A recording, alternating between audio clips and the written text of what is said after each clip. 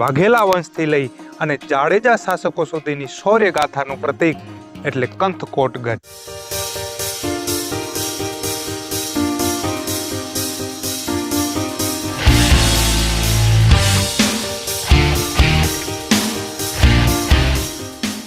અહીંના પહાડોમાં ધરવાયેલો છે એક એવો ઇતિહાસ જેણે હજારો વર્ષો સુધી આક્રમણખોરો સામે પોતાનું માથું ઊંચું રાખ્યું છે. 8મી સદીથી અસ્તિત્વમાં આવેલા કંથકોટ ગઢ વિશે એવું કહેવાય છે કે ગુજરાતના અનેક રાજાઓ જ્યારે તકલીફમાં મુકાતા ત્યારે અહીં આવી અને તેઓ શરણ લેતા હતા. મોહમ્મદ ગજની જ્યારે સોમનાથ પર ચડાઈ કરવા માટે નીકળેલો ત્યારે રાજા ભીમદેવ સોલંકીના શાસનકાળમાં કંથકોટના ભવ્ય કિલ્લાનું એક પણ કાંગરું ખેડવામાં એને સફળતા મળી ન હતી. કંથકોટ ગઢ માત્ર યુદ્ધો માટે જ નહીં પણ તેની સ્થાપત્ય કલા માટે પણ જાણીતું છે.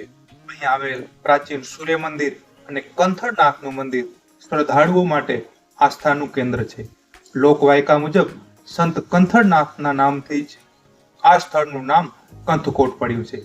અહીંના જૈન મંદિરોની કોતરણી આજે પણ તે સમયની કલાની ભવ્યતાની સાખ પૂરે છે.